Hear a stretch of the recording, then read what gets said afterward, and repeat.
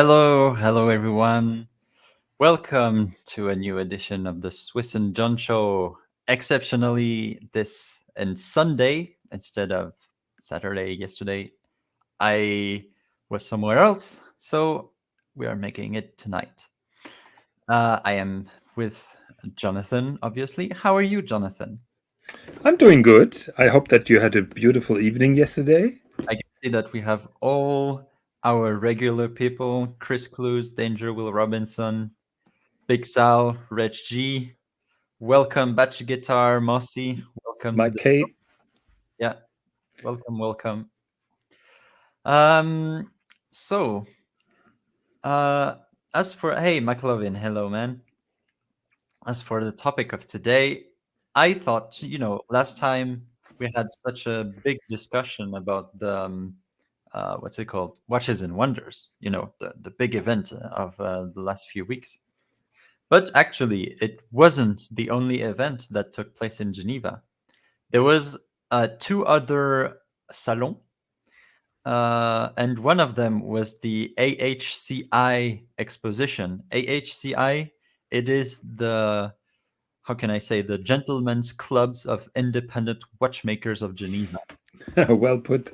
I Yes. hope that Benjamin Chi listens to this. And yeah, so all the most exceptional independent watchmakers, they aspire to be part of these clubs. You know, there is all the big superstars: Voutilainen, Philippe Dufour, Svend Andersen, etc. And they had a nice, beautiful exposition in Geneva that overlapped exactly at the same time during the Watches and Wonders, which is actually really nice because this means that the people from the press, they go to the Watches and Wonder, and then next day they can directly go over there and cover everything in basically just one trip. And they don't have Also, the ADs have the chance the to 80s too. to have a Yeah, look there. absolutely. So yes, yeah. Absolutely. Well, I have to say, when I was over there, it was mostly collectors, and Mhm. I didn't see anyone from the press. But obviously there have been some publications, so it was nicely So, covered. but you've been there at Um, day two, correct? I was there day two, exactly. Yeah. Yeah. So probably they were still harvesting what was going on in Watches and Wonder, Oh yeah, yeah, and yeah, yeah, yeah. yeah. So Obviously. so that may be one of one Yeah. explanation. Yeah. And I was it was Thursday, and so most of the people, they came for the weekend, Yes, Saturday, Sunday, Monday. indeed. So yeah.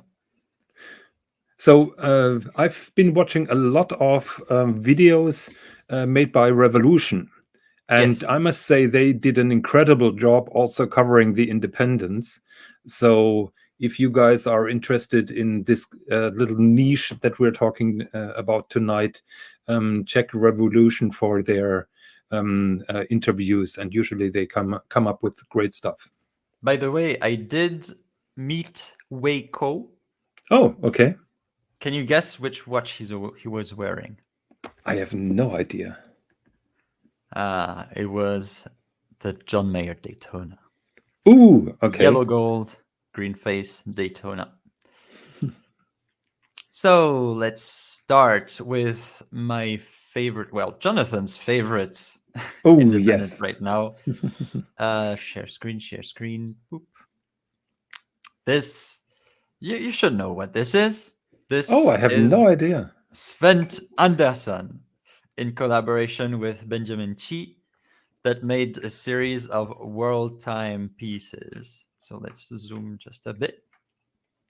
And so fully custom made, custom case, custom dial, custom enamel cloisonné centerpiece, and a beautiful movement, and a custom strap. But John don't want us to talk about that. No, But that yes, is verboten. this verboten. Stop. Yes, this is part of the balloon series, which I was told is coming in the near future. So probably I shouldn't really advertise this watch, because this very piece right there was it was actually rejected, because it wasn't judged worthy of the Svend Andersen creation team. So it was Svend you- Andersen, or was it Benjamin Chi who put the thumbs down? no, it was Alex actually. Okay. So the CEO of So the is it brand. only the color or the entire pattern? So it was a bit of both. Mhm. It was judged a bit too complicated, and the execution wasn't very good, and also yes, the color palette wasn't likely to their taste. But in the end,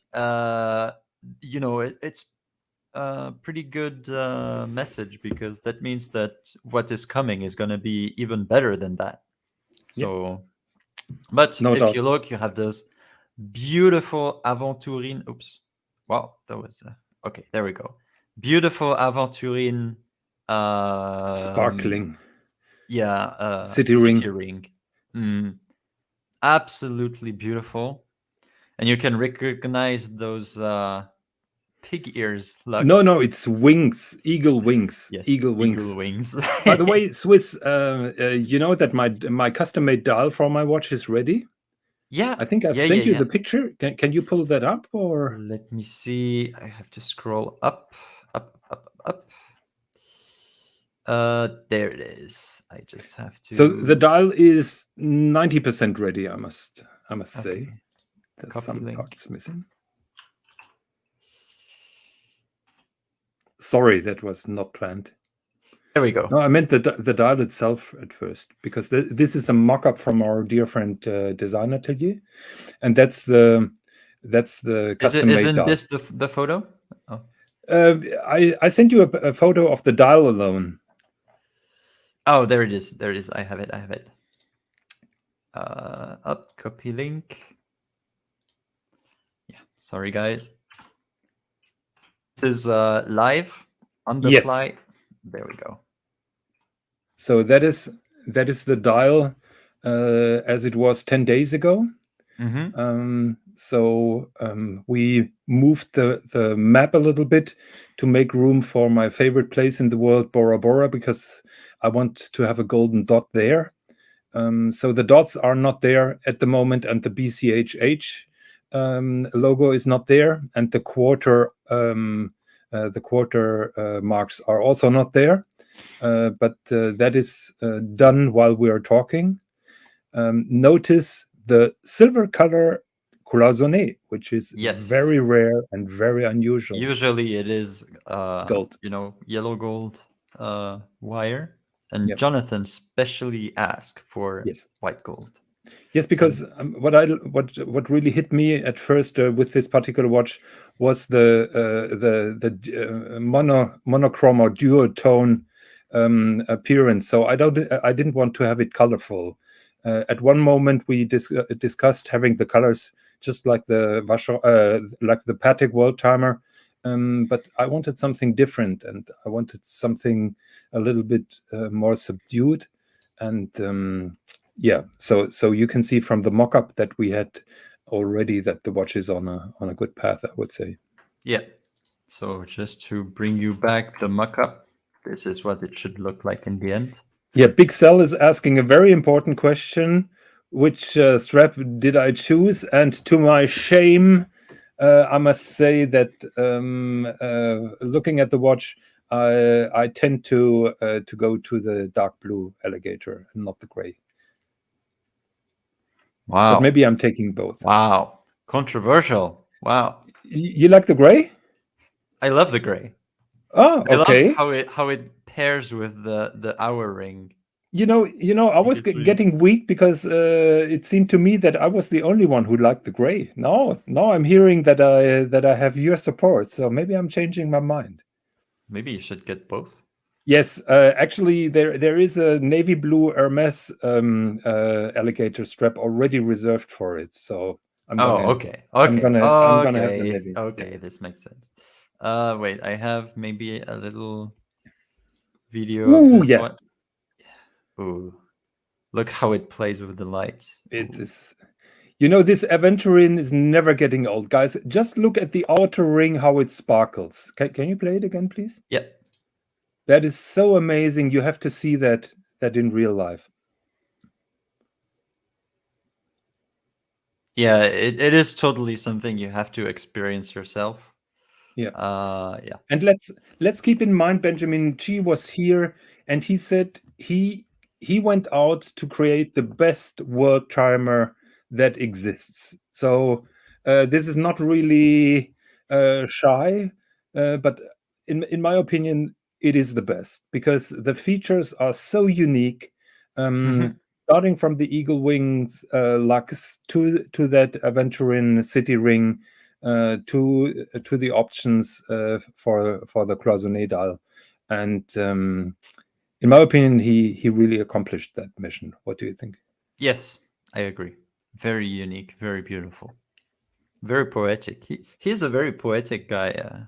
Oh, absolutely, Benjamin G, and I absolutely love what he has done right there, in collaboration with Svend Andersen, yes. of course. Okay, so that was my first brand right there, Svend Andersen. And obviously, Svend Andersen himself and Alex, the CEO of the brand, they were both there, and they were both absolutely marvelous people. They ended up buying us beers, so Ooh. This is always a big plus. Did they show you the jumping hours as well? Yes. Should I bring up a What photo? do you think? No, tell me, what do you think about it? So visually, it's not my favorite one. Really? But it is still absolutely beautiful. I love the guilloche on the dial, the pattern on the dial. Yeah. Wait, do I have a good photo of that one? I should have a good photo of that one.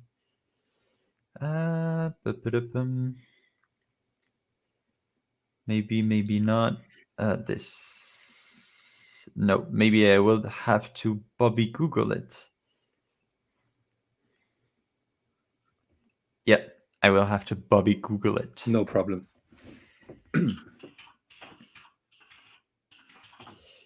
Jumping.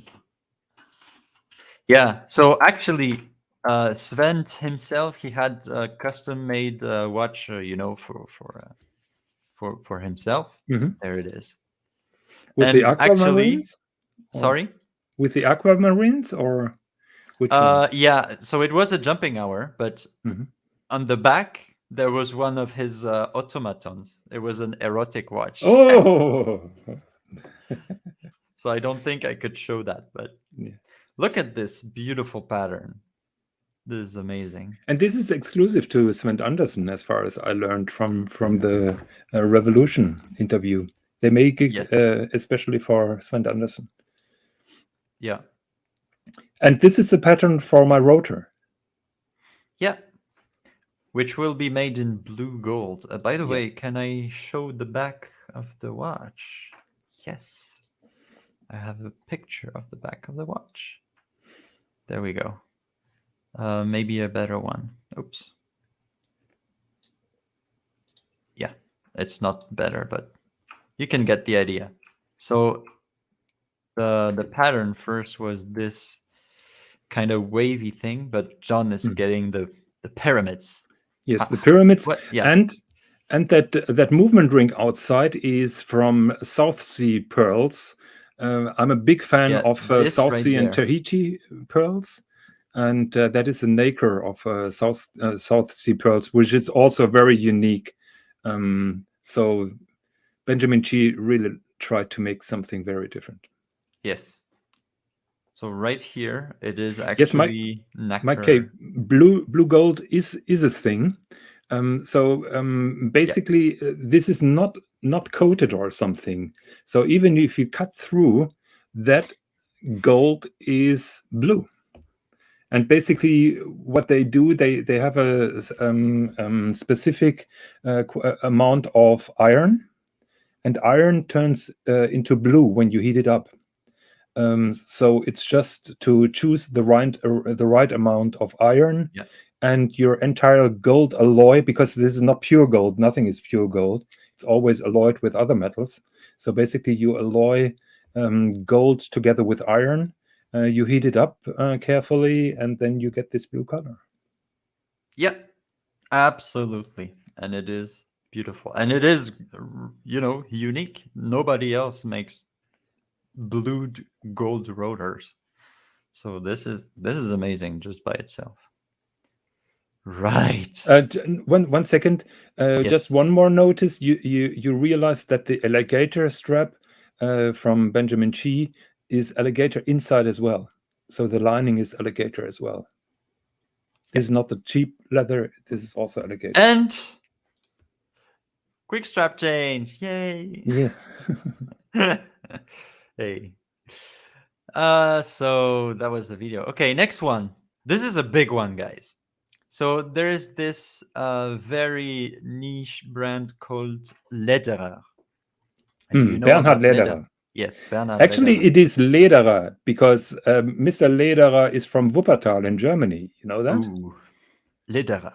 He had his own watch shop in Wuppertal, and he was in charge in restoring some watches. I don't know if it's from a museum or from a collector, and this is where he started from, and this is how he became famous or well known among collectors. So it's not Lederer, it's Bernhard Lederer. Bernhard Lederer. Exactly.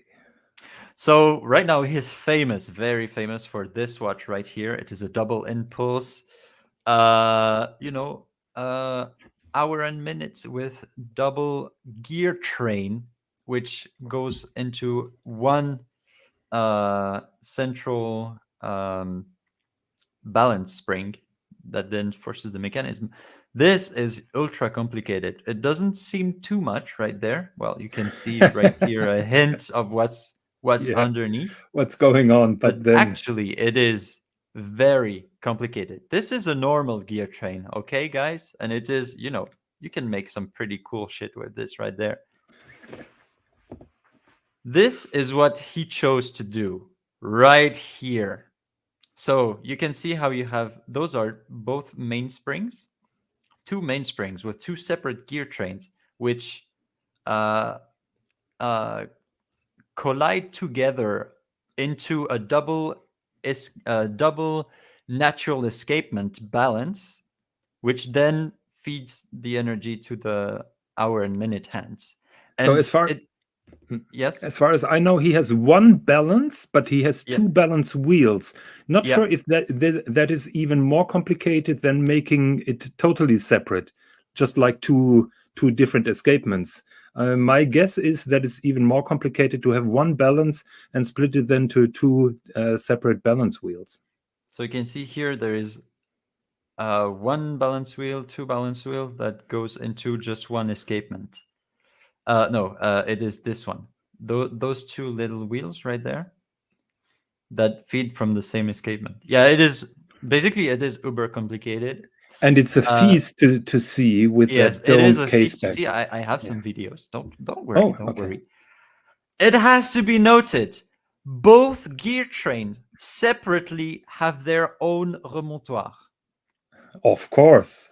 Yeah, because why the fuck not? And you end up with this marvelous, beautiful case back. It has won the Innovation Award at GPHG, which is right after the Aiguille d'Or. It is the most important, distinction, the Innovation Award, obviously.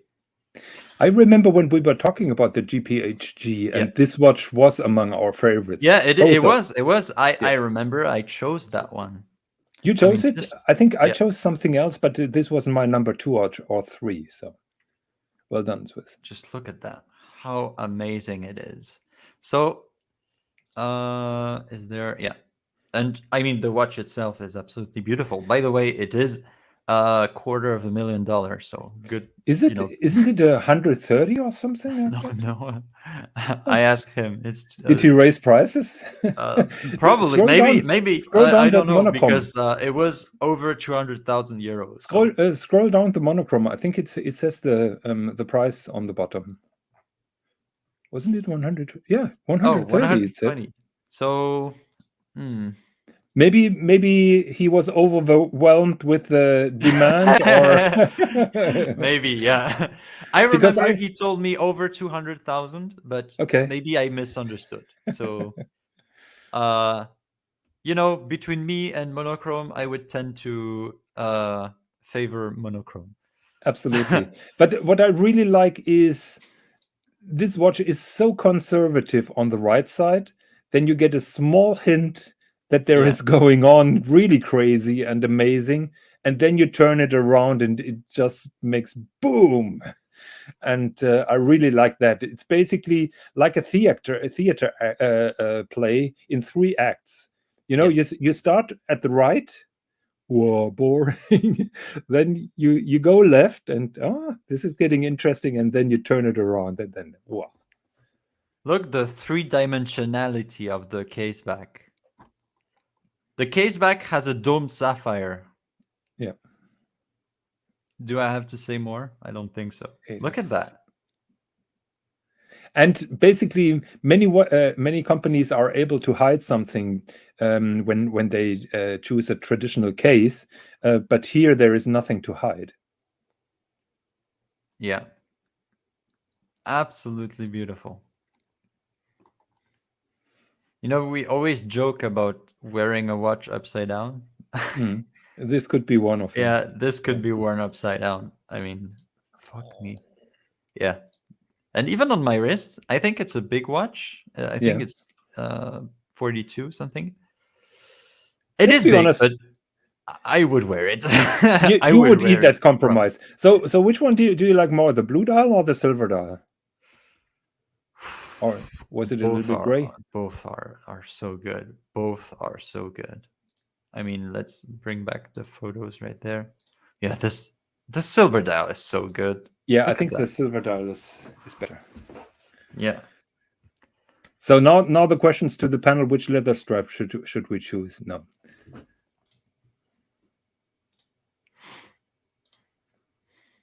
Yeah. I would say gray leather for that one. So this was also a highlight for you at the show. Still, yeah.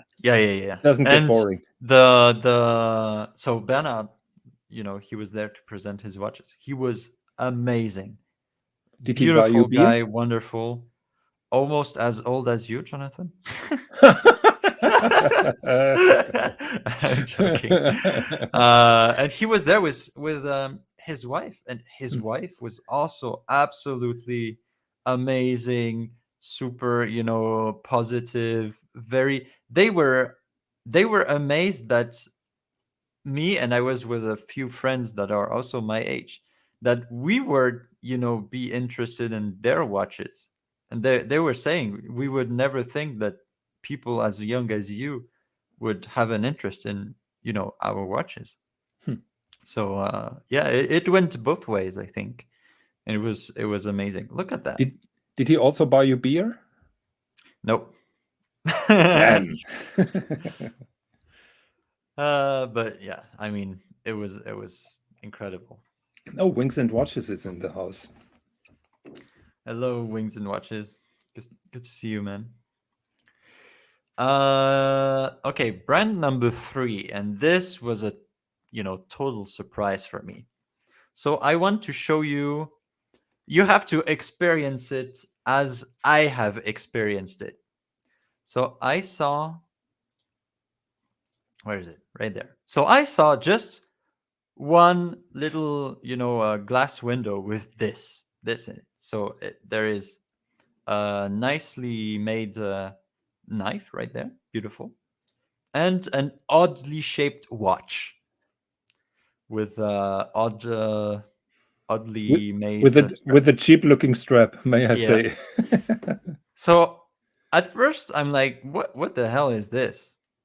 It looks interesting. So actually, The guy was super nice. Basically, all these, what's really nice with the independents, they are all super passionate, obviously, and they are 100% passion.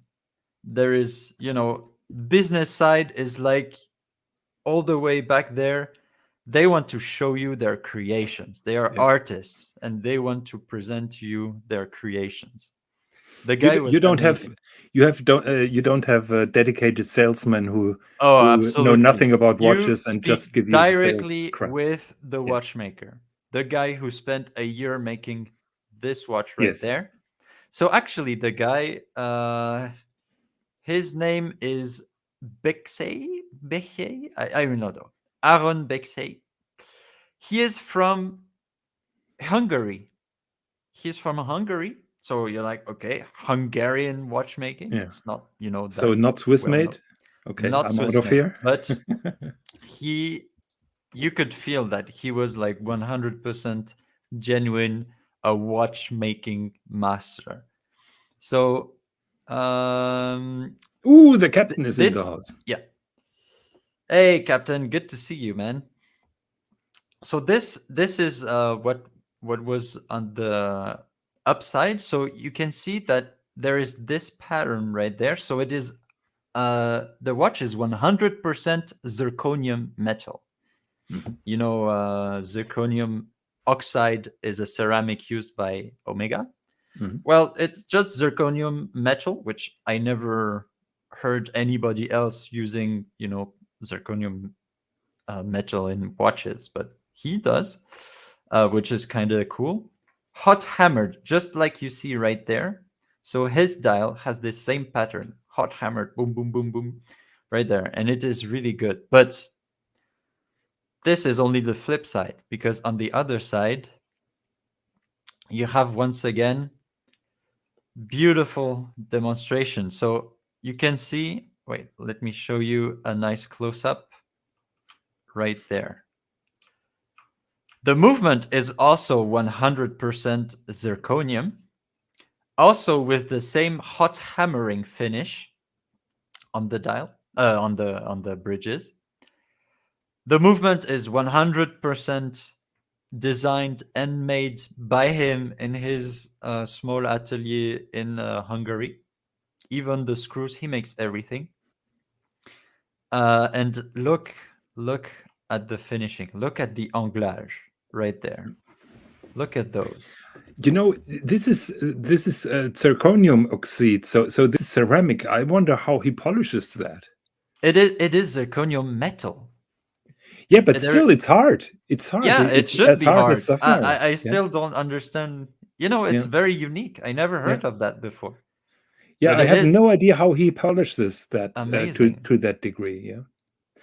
Yeah, Actually, it's not my taste. This hammering I surface, love it. Oh, I but I love it. appreciate the anglage I is love it. insane. Maybe it shows on the video how nicely it shows. Look at that. Hmm.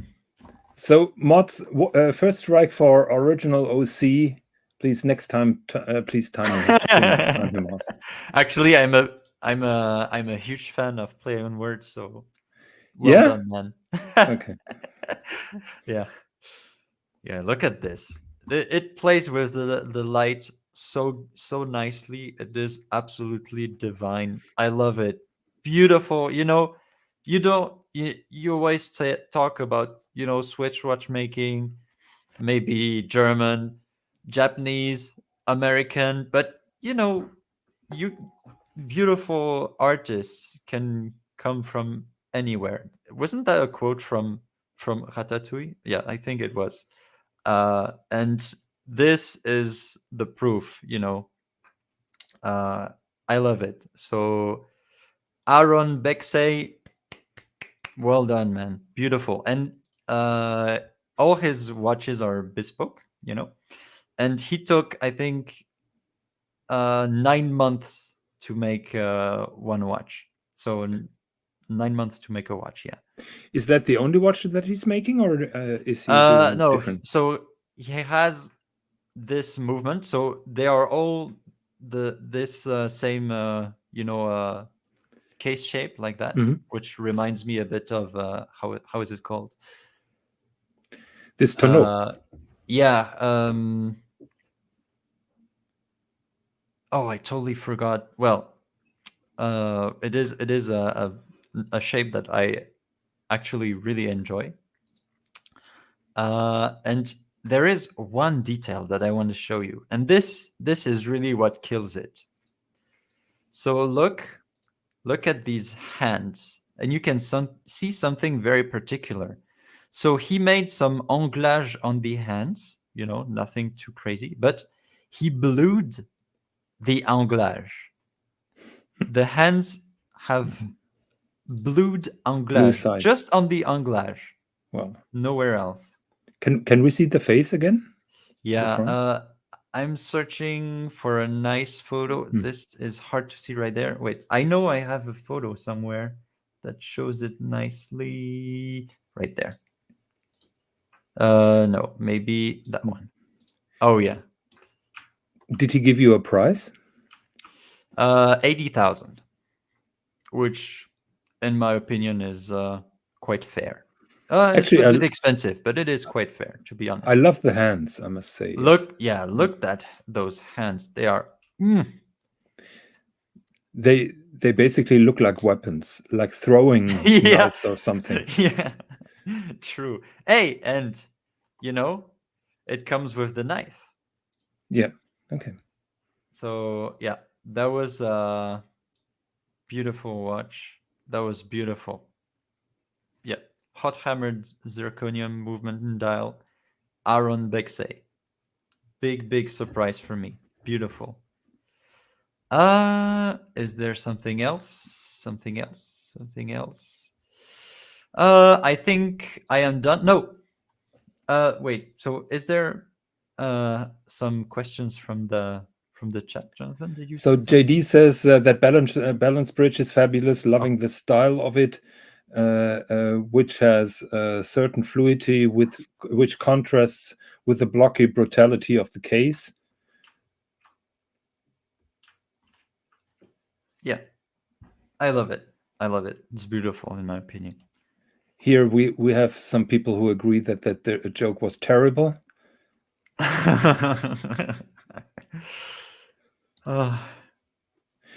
Yeah, this guy has been spending 3/4 of the year just working on this particular watch. So, yeah, it's certainly worth it, I would say. Yeah, I love it. So there was maybe a few other ones, but maybe I can keep them for another time. One of them, John, you know it. It's Raoul Pages. Yeah, I remember that with the chronometer which had that escapement. Yes, that that had the escapement exactly. We already covered that watch. Yeah, how was he? Could you speak to him? Yeah, he's actually quite young, and he is a very pleasant guy. I said they're all super pleasant guys. How does the watch look itself? Is it big? No, it's. Did you try it on? It's rather nice. No, Do we have a wrist shot? I couldn't. No, I couldn't try it on. Oh, sure. But just because. Actually, if you let me choose between this Hungarian watch and Raoul Pages, I would take the later because that is more my ballpark. Yeah, I'm talking about this watch. Yes.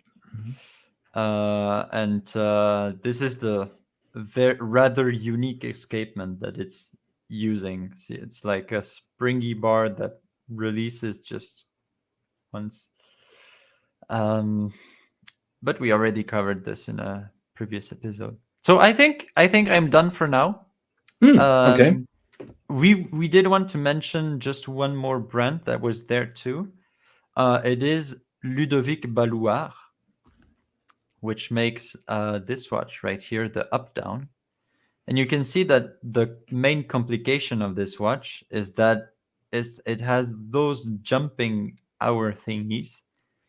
So it starts on the flip side, and then once the hour jumps, it turns the, what is it called, The hour disc. Yeah. hour So disc. so basically, all our discs are upside down, with the exception of the one that matters, and that is flagged with that little dot, which otherwise is hiding in the case. Yeah. And I think I have a photo or two of that one. Maybe, maybe not. I don't think so. Okay, so this is, you can barely see it, but this is the movement behind right there. It is very complicated. Very complicated. And it's a piece unique. So, it must be frustrating to work for hours and days on those little satellites for each hour display. Yeah. Just to know, well, this is a one and only watch, and I have to produce 12. So eight still to go, but don't screw it up. So it must be a little bit boring working on those 12 discs. Yeah, absolutely. And so the original OC gives a shout out to Mike K about Hot and Hammered. Oh my god. So yeah, I think I'm done for now.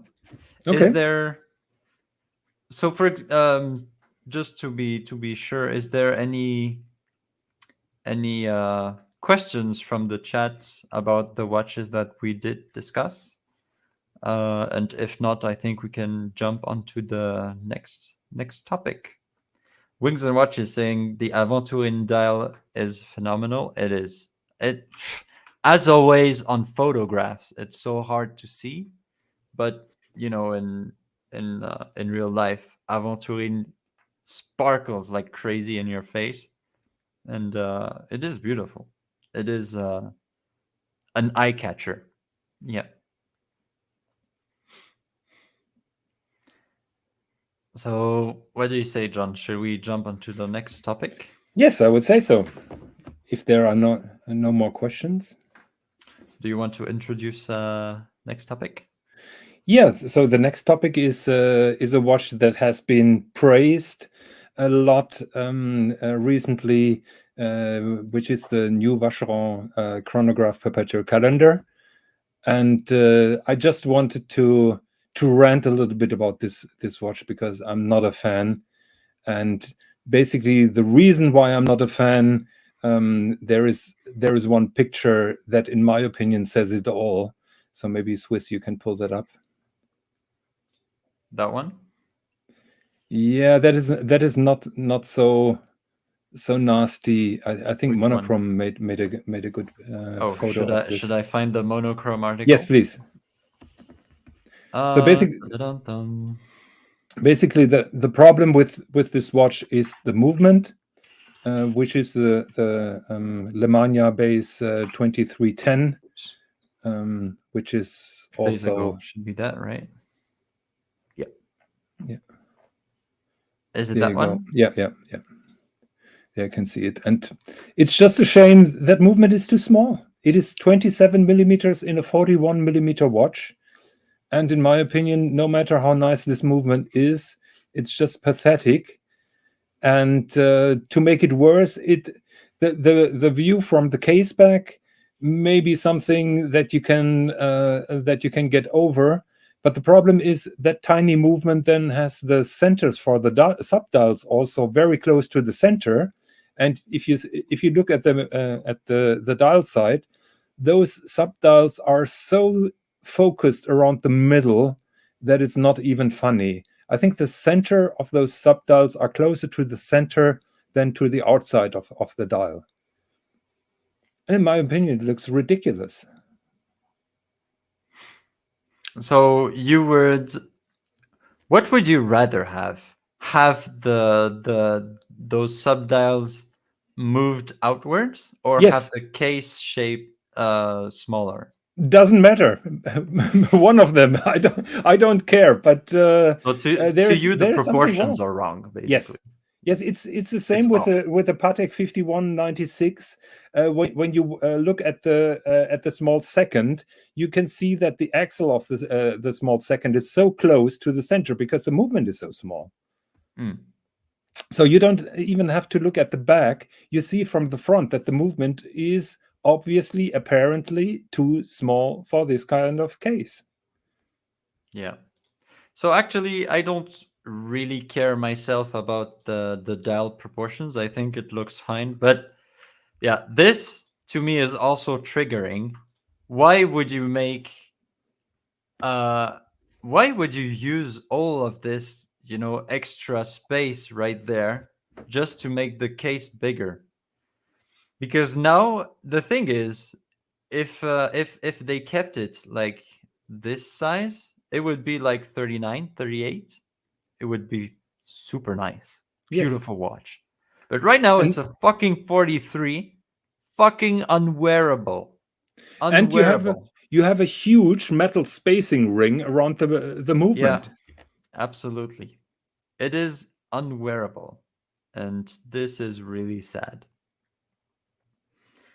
So So, yeah. the, And the dial design, the case design, everything. Well, I hate the pushers, yep. but other than that, everything is really nice. But those close by subdials are really triggering me, pissing me off. Yeah. So you don't like the proportions. I don't like the fact that it's way too big. And I think the color is a bit meh. Yeah. I think you have to see it in real life. Yeah, I saw With it in real life. Salmon, It's very meh. yeah, okay. Movement is That beautiful. surprises me because usually Vacheron does it very nice. Is it guilloché, the dial? I haven't seen it. I don't think that I it's don't guilloché, think isn't it? so. No, No, no. wouldn't it be nice if they would make it guilloché in Yeah, I kind of mean way? it's a chrono calendar. Come Yeah, it's a on, come on. $140,000 Yeah, watch. So they should give us a bit more. I can tell you another thing that is wrong. Can you the last one? No, one more. Yeah. Look, the pushers stick out too much compared to the crown. So either you make the crown a little bit bigger, or the pushers a little bit not so Hmm. much sticking out. Okay, yeah, I can see that. And make the watch smaller. So yeah, that was Okay, so that was hot my take. John rants about watches. I was only about to rant about this particular watch because it kind of upsets me because it's just a waste of a beautiful movement. It is a waste of in a lot of effort. And let's be honest, people who are going for a manual perpetual calendar chronograph, they are conservative guys. Who is wearing this in 43? Yeah, it is. It is way too big. I mean, Yeah. the whole thing about big watches, it has to stop. Yeah. So what about this one, John? It's even more awful. This is basically the evidence that Patek is doing the same mistake over and over again, sticking to those old movement and modules. There is a module on it for way too long time. When this module has been done at first in an annual calendar, those watches were 36 millimeters, and it looked good. Credits to Raj G for this reference. Thank you, man. Yeah, totally.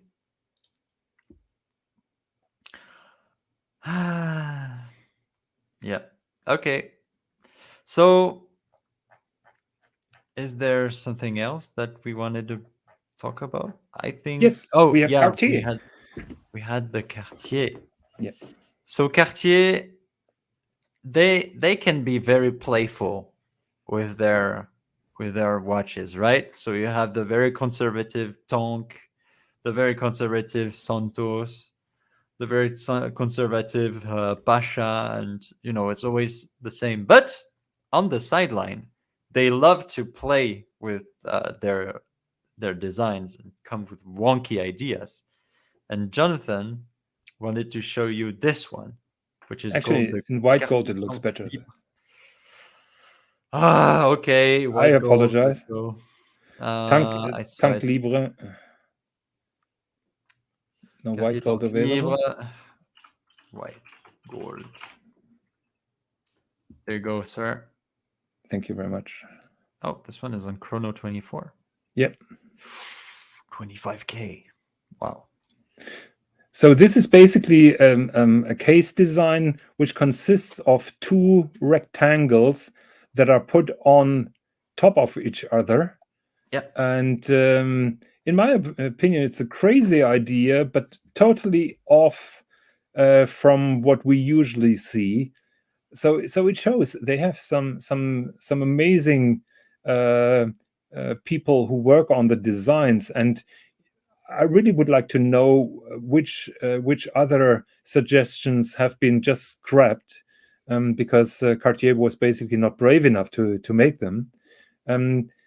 I always love watching on those odd Cartiers because it gives you such a good contrast to the usual Panthère and Santos and Driver and what else, which are relatively normal, well known, and I love those odd pieces, just like the chinoise that we had last time. Yeah, and I just get a lot of pleasure from it. And those kind of watches were dead cheap 5 years ago, 10 years ago. You could have those at auctions because basically nobody really wanted them. Recently, collectors rediscovered those odd pieces again, and they are very collectible and very high in demand. So good luck getting one of those. That is another example how creative and beautiful. I love that can one. be. That is very creative. Oh my god, how many? Oh, holy shit! What is all of this? Yeah. I'm mostly a fan of their white gold pieces. I'm not sure about the yellow gold. Oh, look at this! Look at that! Look at that one! Yeah. This is This is more. You know, it's more about the jewelry pieces. Yeah, but this is more Van Cleef, I would say. Yeah. Van Cleef and Arpels. Yeah. I love that one. That one is really nice. Yeah, that one is really nice as well. They actually had a section about those in Watches and Wonders. Really? Okay. Yeah. In the window? No, it was inside. I could see them very, very briefly before I was kicked out by the idiot who was paid to kick out people. Whole Milk is asking about the solar bead. If it got discontinued, that is the tank which is run by solar power, isn't it? I have no clue. I don't think so. Yeah. Did it get discontinued? I haven't heard anything, so I can't comment on that.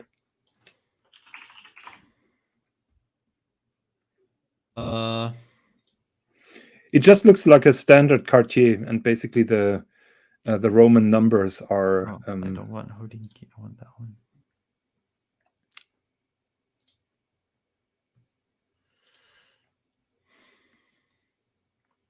Solar beads. Well, they still advertise it. Yeah. So it's still on the website. So Wings and Watches has a good question. Our thoughts about the new Patek Philippe monopusher. So wait, the reference 5470p. Oh yeah, interesting. So it is a monopusher, and they advertise 1/10 of a second. So it's one of the first time where I see Patek stealing Zenith shtick. Because it has been Zenith shtick for decades, you know, the 1/10 of a second thing. Yes, but they perfected it, you know that. So what this watch basically already existed in also on a blue dial. What was the reference? Was it the 5172? That is the normal chronograph. you're Okay. talking So about. it wasn't a monopusher. No, it was not a monopusher, and it had a different shape, case wait, shape. there it is. 5370. So that is a rattrapante. That the one that you're Okay. showing is not a rattrapante. So now you're confusing No, things. yeah, I'm confusing everything. Yeah. Okay. So let me explain. Can you try to find a video of this particular watch? The 5470. Sure. A video. Patek. Let's go. Let's go. Let's go.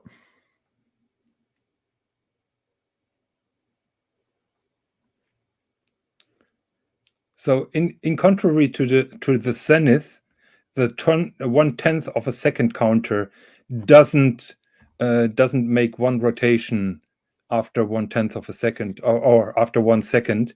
It shows the 10th of the second then on that minute track that is out there. And the red hand is showing the 10th of the seconds. And below there is a second counter, and then you have the traditional stuff. So the red hand makes a rotation every 12 seconds, while the white hand is the usual 60-second chronograph. Yes. Mm-hmm. Okay. Interesting.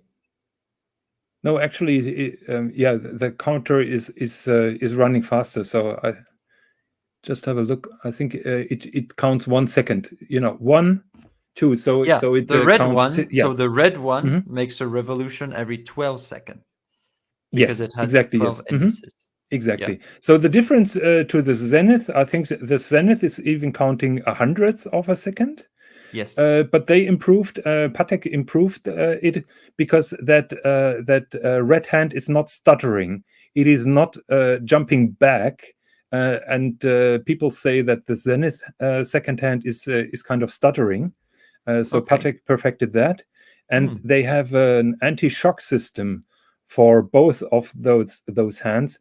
And from what I'm hearing, they have 2 different kind of drivetrains for the traditional chronograph and then for this 10th second chronograph. So it's quite complex. They also use an experimental balance. It is not the round balance, but something else. You can see here the balance on the top. This is basically just a fork of silicon.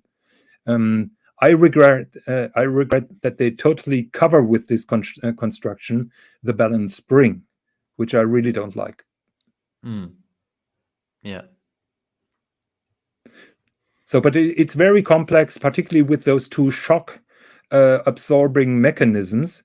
The watch is like 400,000 Swiss francs. Yeah, here you can see the balance. And if you have such an experimental balance, I would like to see the spring a little bit. But this is totally covered below that cock, which is one of my criticism. And now you pulled up a good example, because basically this chronograph is based on the rattrapante, and it lost 1 pusher. So you showed the rattrapante, but the rattrapante is cheaper and, in my opinion, much better looking than this particular watch.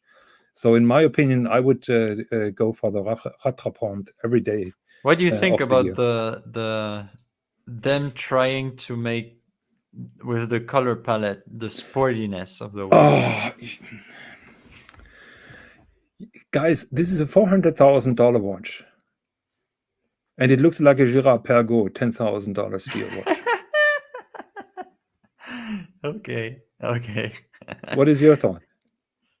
I like it. I don't see what they were trying to do right there with the lug thing, but other than that, I like it. It's fucking expensive though. Yes. It's a $500,000 watch.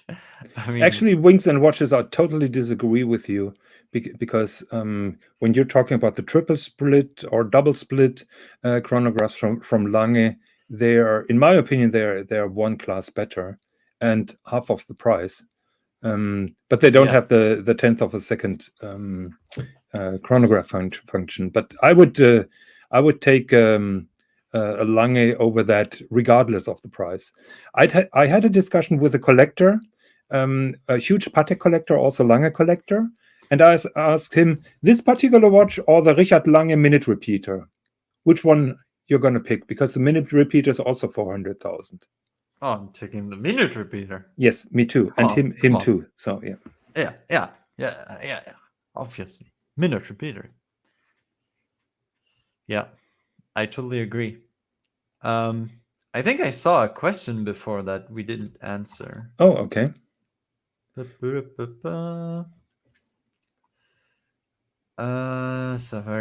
Batch Guitar said. Wait. So Danger Will Robinson, Swiss thoughts on the Cartier Tonk MC. So what's the MC? That is a fucking disgusting watch. That is that the square one? Or? Yeah, it's the square one. Oh, that's ugly. Oof, I hate it. I agree. If you want a square watch, get a Santos, but not a Tank. This is terrible. Sorry, man. That dial, your finger is on the. No. Go down. Go down. Go down. Wait. Down here. That one. Pull that one. No. Yeah. That looks quite interesting, but that is also skeletonized. No. The white gold with the skeletonized. Yes. That looks interesting because of the movement. But I agree with you that square shape is not really Tank. My opinion. I don't like it. Honest opinion, I don't like it. So OC reminds us of language. I think that was you. Shit, cock, bitch, yeah. Fuck. There you go.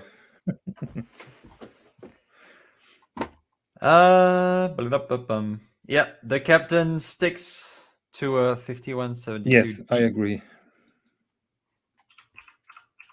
So I just posted the link just in case that Swis that OC may want to teach us a little bit about language on the internet. So we are always welcome for improvements or suggestions. Absolutely. Oh, yeah. So guys, it's been close to an hour now. So if you want to jump on and, share your opinions or talk shit about whatever, you are absolutely welcome.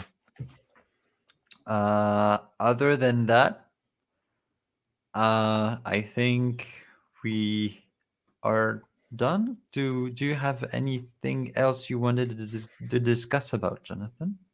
At the moment, let me just check what were the topics of last week. I'm pretty sure I had something, but if nobody goes on, we could talk about the AP Royal Oak Jumbo Tourbillon extra thin, which is quite neat. Yeah, but I think we can keep that for next time. Okay. It's been an hour now, so it's actually it's bedtime for you. Yeah, it's bedtime. I'm actually quite exhausted. I had to. Are you giving away this Patek when you hit 1,000 subscribers? Yes, we're going to do it because you're going to sponsor it. True. Oh, see, how about that? True. Do you have a new watch, Swis? Maybe. Ooh, okay. Maybe, but are you going to show it to us tonight, or? I'll show it in the after show. So if anyone is interested, please hop on for the after show. I have. I found something that I just would like to mention because I'm sometimes very critical about brands, and I have a history with Piaget. Piaget, okay. And in my opinion, they did something really beautiful, which is quite in my alley. So the Altiplano, that ultra flat watch. Yes. They now put little sparkles of lume on it to make it a little bit more pleasant. I like that. And this is a stunning watch, man. Yeah. Well, it's 400,000 as well. This is amazing. I love it. I love that I would take that one over the other one any day of the. I would take that one Yeah, over the Patek 5172. Oh yes. Yeah. No, 5172 is a normal chronograph. Oh, yeah. What was 54 something? 54 something, yeah. Mhm. Yeah, I would take this over the Patek That is mono marvelous. thing. So did you have a chance to meet up with Audrey with Beauvais? No, man. And they did advertise. They showed on their Instagram that they were in Geneva somewhere. I don't know where. I think I they think were they in a just castle or stayed something. at the Four Seasons Hotel in Geneva or whatever. But I missed them. I missed all the influencers. How can you do that? Yeah, I was a bit bummed, but I did catch Swiss Watch Gang and Watch Society, which are two marvelous blokes. We had delicious cocktails at the Vacheron Bar, and yeah, it was an amazing time. They just picked up the MBNF Mad 1. Okay. Max Büsser, you didn't visit as well. No, he wasn't presenting. So Wasn't wait. he? Okay. So this watch right there, which is kind of ridiculous.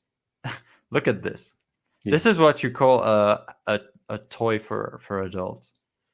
I think this is 3,000 US or it something. It like is that. $3,000. But you know, MBNF design. It is quite playful. I love it.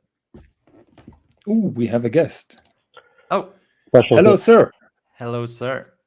Good evening, Jonathan. Good evening. How are you? Oh, very good. How are you? I'm getting over a little bit of a cold, so if I sound a little bit not like myself, it's not because I'm taking testosterone. It's because my throat is a little thrashed. But I don't have much to add, but I did. It said that Patek is $400,000 Patek.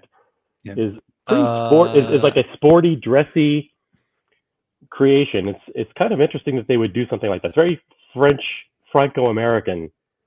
You know, it gives me French-American vibes. I agree with you, and we had a discussion. Ali Reza was criticizing their new Calatravas for being virtually the same, and Ali Reza said, "I don't approve anything that gets closer to a field watch." And basically, this is also going in that direction. I understand that the young Stern family members are trying to have their say, or maybe Thierry Stern is trying to listen or to go a little bit after the sense of his kids. But in my opinion, a $400,000 Patek should look a little bit different. Yeah, that's fair. So, Stone Age, Swiss thoughts on BC traditional perpetual calendar, chronograph in platinum salmon dial. We have been talking about this watch, but the quick rundown. I think it is nice, but too big. And Jonathan thinks it's nice, but the proportions are off because the movement is too small. Yeah, I think the movement is too fucking small. Excuse me, OC. What is your thought about that Vacheron perpetual calendar chronograph? I think I described it as a tricycle because of the giant front wheel and the two small back wheels, you know, and those proportions are just all off, and the way the two subdials have a different outline than the bottom one, just it's kind of a mess. Yeah. And I agree with your comment about the pushers being too proportionally big vis-a-vis the crown. So we agree on one thing. Of course, we agree on 99% of things. Believe it or not. Oh, okay. because from the comments, I thought that you're my worst enemy. No, sorry, no, never. It's bad for you that we agree so much, but Oh, yeah, probably yes. So you shouldn't have said that online. Maybe after the show, but yeah. No, it looks a little bit like someone who is cross-eyed, or basically who has a big head and the eyes and the nose and the mouth are too centered in the middle. Yeah, and also if you look at it, I'm not sure if it's the lighting or the reflections, but it looks like on that bottom subdial that the top ridge is thicker and it gets narrower as it gets to the bottom. You know, it's just a reflection, but it's yeah. Or is it true? I think it's a reflection. Yeah, I think it just looks like that. Yes, just a reflection. But that's a terrible picture then. Because it would be even more terrible if I think I have something for you, John. Wait, just 1 second. I think I found the perfect representation of what you were saying. So basically, this is what you're describing. Yes, exactly. Yes, basically says it all. Yes. Okay. Yeah. Change it to salmon. Yeah, it is kind of salmon. Oh my god. Okay, I think we have had a nice little show, and we will bring it to an end. I'm gonna send the link once again. Yes, if you want to join us for the after show. Yes, Mr. GMT is not joining us tonight because at the moment he's on his way to work. So it's Monday morning already for him in Australia. For the viewers, I have one thing to show that might be of interest to them, and you guys are experts, so you will know exactly what I'm wearing on my wrist today. You ready? Yeah. 1 second, we will make you full screen. 1 second. Okay. Oh yeah. It Texan. is the Texan. Yeah. Actually, I was very surprised. You showed this particular watch on the other show. It is one of the first design. It is one of the first quartz quartz watches from Rolex, and it was apparently designed by Genta. We don't know. We will never know. Yep. But it was the first watch. You guys probably know the history that the movement was developed by CEH, which is the consortium of all the 20 Swiss manufacturers that came together to compete with the Japanese and American quartz companies. Beta 21 was it? Beta 21, and I'm proud to have this one. It's solid gold. It is quite rare. You know, I saw it at some auctions. It fetched a big price. Maybe that's OC's watch. So are the bracelet links really solid, or do you have the feel that they're hollow? No, they're solid gold. Okay. I was a little bit surprised you showed it on Archie's show and nobody really could tell the name Texan. Look at that. Yeah, this is a beautiful watch, by the way. This is beautiful. Look at that. It is gorgeous. The white gold one is very rare, extremely rare. Yeah, it is. Look at that. That's amazing. Maybe I put some water in the wine, but the white gold, it looks better than yours. Well, it is. It does. It's stunning. Yeah, I like the story that you told, that basically this particular watch entitles you of free access to the Rolex Geneva headquarters. I didn't know that.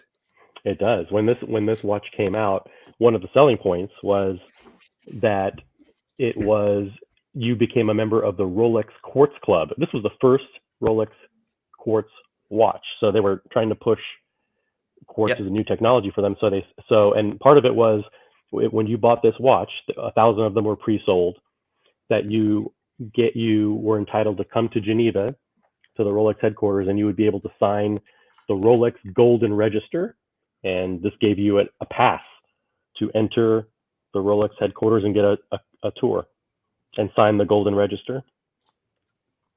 Didn't someone say that he signed that book, and below he signed from the Pope? So over him it was the Pope. Yeah, you were watching that show. They Mm-hmm. That was when I posted this watch. It was actually pretty cool because James Dowling responded to my post. Mm-hmm. and he said that he has this watch. He has the white gold version, and that that he had worn it when he was in Geneva for Watches and Wonders. Rolex invited him to the Rolex headquarters, and he wore his Texan there because it's very fitting, right? You wear that one when you're going to Rolex headquarters. It's kind of like a throwback to when that watch granted you special access.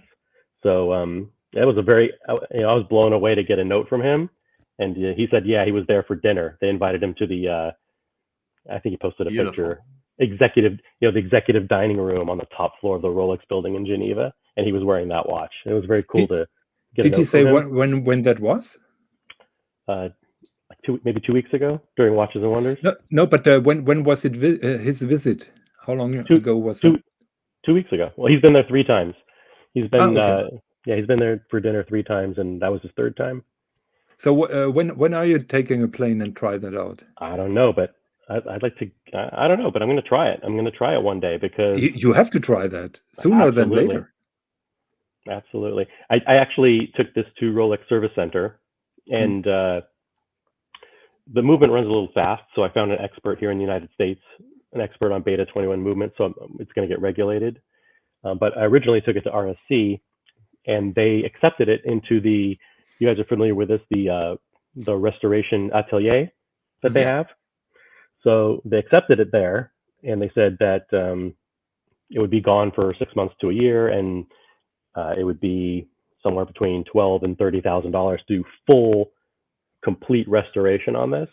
And I thought about it, and I thought, it's in such good condition as it is right now that I don't want to, at this point, spend such a huge chunk of money and be away from it for so long to get it back in perfect condition. But it's good to know that at some point, someday, that may be available to me. Oh, absolutely. And you make a good point. First of all, it looks really to be in very good condition. Secondly, you're going to wear it a lot more now than after such a costly restoration. It may end then in the safe, and you're not enjoying the watch anymore. So I think you make the right decision. By the way, I remember that the Rolex Oyster Quartz was sold that you get lifelong free batteries. Oh, really? And I know that Rolex Service Center in Germany still honors that. So if you insist on it, you get a free replacement of battery. That's not the case here in the United States, that's for sure. They charge you an arm and a leg for Oyster Quartz service. Yeah. One design thing about this watch that is really, I think, incredible is integrated sports, integrated bracelet watches are all the rage these days. If you notice on this one, the 2 bracelet lugs are higher than the case, than the centerpiece. That's in 99% of all watches. You see, even like one thing I hit on the Odysseus, right, is that you see those 2 lugs come down and the bracelet comes in and up, and it doesn't look super integrated. With this one, the bracelet is actually part of the outside and somehow connects to the middle. The case is in the middle, and that, I think, it's a friggin' home run. I mean, you can't. And there's one watch that I think I saw recently. I'm not sure if it was a Parmigiani or some other, actually even more obscure brand than that, where the case met the bracelet was really cool looking. Yeah, so congratulations. I see that you're getting a lot of odd things. In my opinion, the epitome of odd Rolexes that you got is still the King Midas, which I really love. And you're on a good run, so well done. Absolutely. Thank you. I think I'm pretty much done for now. I have the Oyster Quartz Date 8, King Midas, the Texan. But you know what you need? You need one of those Oyster Quartz with the automatic movements. With the what? With the automatic movements. Yeah, James Dowling has one of those too. Yeah, right. Actually, he has the perpetual calendar actually, which is the super rare one. That is pricey crazy now. So maybe you can pull one up. I think it's 1530 is one of them. And actually, like there's certain steel Datejust oyster quartz that I really like with the very big links, exactly like this one. So big steel links. So those were before the oyster quartz, and basically Rolex was doing a test run with the oyster quartz case and normal Datejust movement inside, automatic Datejust movements. Those watches were dead cheap 5 years ago, and I didn't find a perfect one because many of them are over polished. That you can see particularly on this oyster quartz case. So I was after one. My nose was right, but I didn't get one, and now they're going for crazy money. But not many people have heard about it. And when I'm talking to people about that, everybody looks at me and thinks that I'm joking. But exactly, clueless. They're clueless. This is a gem, a total gem. Very limited run. If you're a Rolex collector or a Rolex lover, I can't understand how. I mean, I know how people love the vintage Submariners and vintage GMTs with the faded bezels and the gilt dials and all that, and the patina on the loom. I totally get that, but for me, it's more about the way off the beaten path stuff that nobody appreciates. That that even includes one day maybe a Prince, or something else. There's so many of these King Midas Cellinis that are solid gold that have the square case that harken back to the time where the Ellipses and the Cellinis and the Piagets were all king in the 70s and 80s. Those kinds of dainty solid gold dress watches. Those are the things that I kind of like. Yep. And they're actually still a good value today. That you can find one for $5,000 or $10,000 and not spend $30,000 to get a really cool classic piece. You make a good point. I remember the time when a Piaget Polo was positioned above a Rolex Day-Date, and basically the King Midas was a reply to that. Exactly. So basically, that is what Rolex did. Can you pull up the old Piaget Polo, please? Because that was also a solid case, solid link construction with those flat golden pieces, and it was very popular actually. That one? Yeah. But the normal shape was square, also for men. Yeah, they had a square one. Like that? Yep. They had that and also in two-tone, and that was basically the uber luxury watch back then. It was positioned higher than a Rolex Day-Date. Oh my God, look at that one. Oh, well, yeah. And that couldn't let Rolex rest, and then they introduced the King Midas. A lot of people think these are ugly. I get that. But if you have it in hands, those are heavy. Heavy, the solid gold, made by hand. The bracelets are made by hand. Yes. Yeah. Back then, Piaget was a totally different company because they only produced those and those gem watches, and that's it. And Mr. Piaget, Yves Piaget, was the CEO, and he led the company, his family business. Yep. I was thinking of something else, but I lost my train of thought. Is there any other Rolexes that interest me? I found it interesting. Yeah. Go ahead. Go. No. You. No, I wasn't. I couldn't think of anything. Okay. No, what I found interesting, I didn't know that the Rolex made a left-hander watch of the GMT 6542. I was not aware that there was a left-hander version out of it, but obviously one was at auction at one point, reached crazy money, and was interesting. I remember what I was going to ask. So, I brought up this watch, and we were talking about the oyster quartz. I missed the first maybe 15 or 20 minutes of the show. Have you guys talked about the reissue of the 222?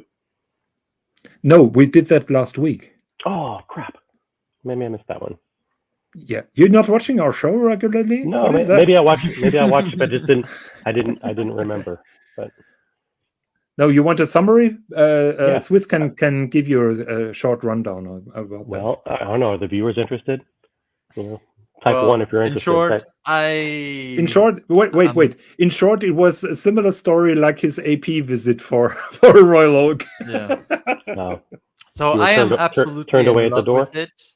but I have to admit it is slightly overpriced. It is fucking expensive. Yeah, But and I think I love think I it. remember you're saying that, and I commented that it was a fair price based on who's going to buy this watch. I mean, Oh yeah. It's gonna sell like hotcake because all the uber rich guys who The are collectors are collectors, lining up. they will want to complete the old Trinity. So you have the 5402, the 3800, and the 222. OC, when we were sure that the 222 would be issued, knowing Vacheron, I was very convinced that they would screw it up in the last minute by leaving away that Maltese cross logo at 4.5. by So leaving I it wasn't- off. Yeah, I was very sure that they would leave it off. Let's be honest, it is not VC's finest hours, but it's something iconic, and I would miss it now. But it's kind of pathetic, in my opinion, and not really aesthetically pleasing. But they had to leave it on. So I'm happy that Vacheron didn't screw it up this time. Yeah, I love the center links of that bracelet. In the age where everyone's trying to come up with a style for their sports bracelets, it's all getting a little monotonous. And this one certainly stands out and can't be duplicated. What really shows from this watch the position that Vacheron was back then, because you had that hipper newcomer in the Royal Oak, the conservative but very pronounced Nautilus, and Vacheron was basically the more elegant and subdued alternative to them. So basically, in a world of Mercedes and Rolls-Royce, they've been the Bentley, and they managed to make something very progressive, but also very elegant, and I really appreciate it. That little logo was a little bit of an oddball, I must say, but now it became iconic, and it should be with it. Cool. Yeah. I don't mean to produce your show, but do you want to run through a few comments? See what are people's reactions to this commentary here? Oh, well, we just have a question for Marinos of Watches. Did you guys cover the off-catalog watches from Rolex they had of Witches and Wonders? I don't think we did. What's the off-catalog? I think Wings and Watches may be referring to, I think there was the Falcon Eye Yachtmaster, which was off-catalog, yeah. which is the gem set bezel Yachtmaster, and I think there might have been one other gem set bezel watch that they introduced off catalog. So gem set bezel Yachtmaster, I mean, it's okay. I don't really care about it. It's not a bad thing. It is not of my interest. So it's nice. The Falcon Eye, it looks okay on photos, but in real life it looks like shit. So he's talking about the Ring of Fire and Daytona. The Ring of Fire Daytona. That's the orange bezel Daytona, correct? So it is yet another orange bezel Daytona. Yeah. Is it orange sapphire or so? What is it? I don't remember. I didn't like the look of it. It's similar to the Tiger Eye, but no, it's like that one, but it's a new one. So yep. Is it also called the Sacco? I'm not sure. Maybe refine your search where you have 2022 in it or something.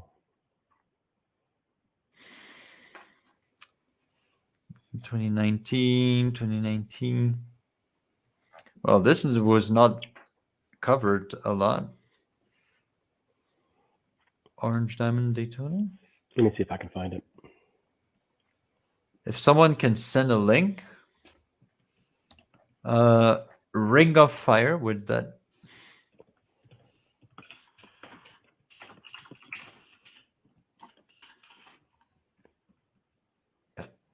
Yeah, I had that image as well.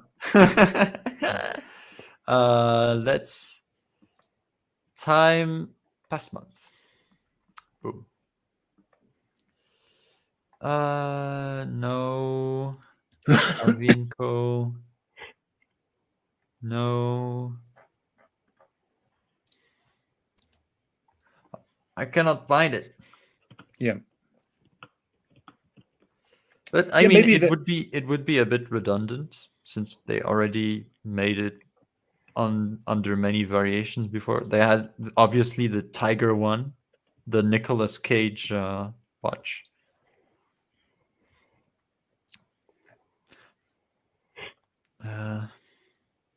You know, I know that that it's not everybody's style. What I really appreciate is the quality of the stones, because it's not easy to get a certain amount of stones in the same kind of color and quality.